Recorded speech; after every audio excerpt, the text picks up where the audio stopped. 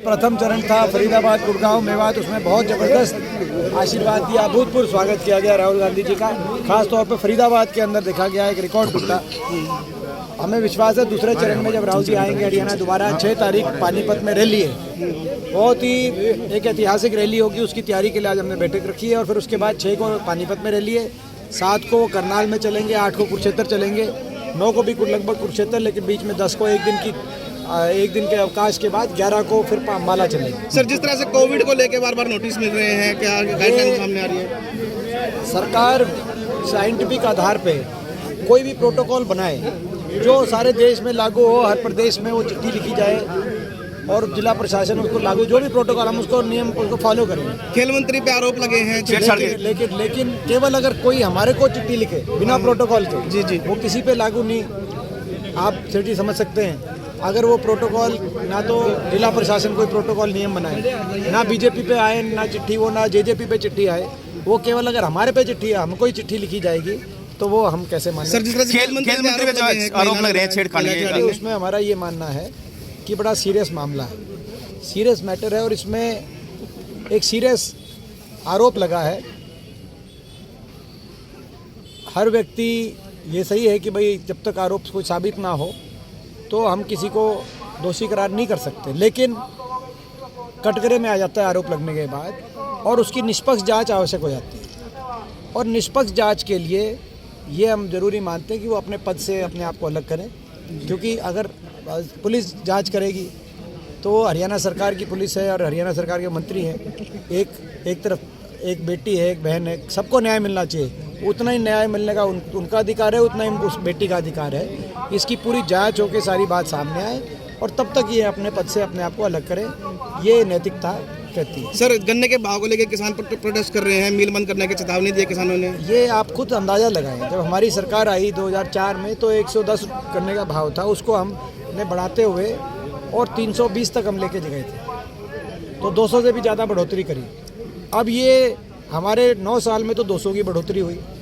ये बीजेपी ने जो है पिछले 9 साल में इनकी बढ़ोतरी है वो मात्र 50 रुपये भी नहीं है। तो ये एक बड़ा भारी फर्क आ गया है।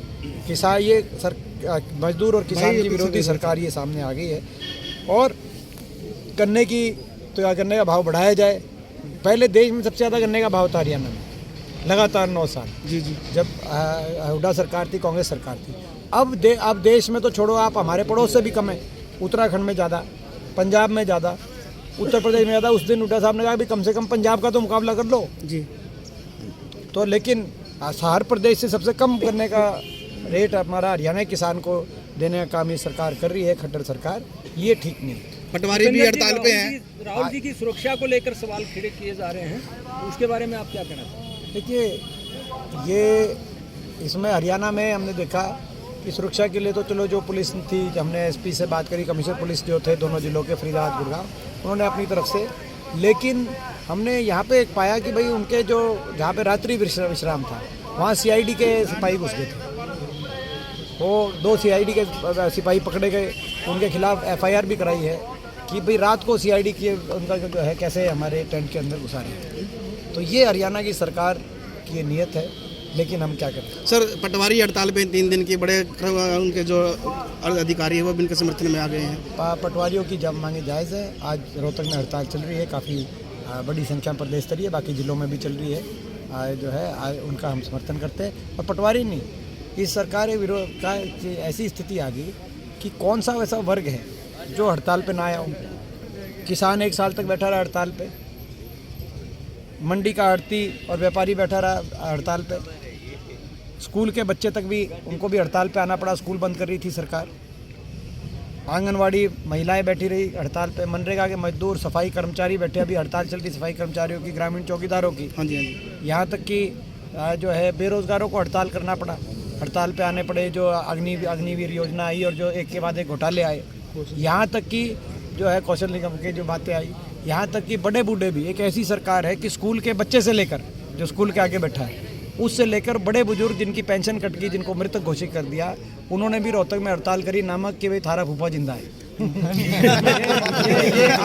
कोई ऐसा वर्ग बताओ जो हड़ताल पे नहीं बैठा हो। ये सरकारी खट्टर सरकार का ये एक नारा है कि हम हर को सड़क पे सबको सड़क पे लाएंगे।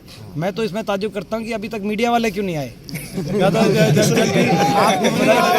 ये तो कोई वर्ग छोड़ ही नहीं रही सरकार।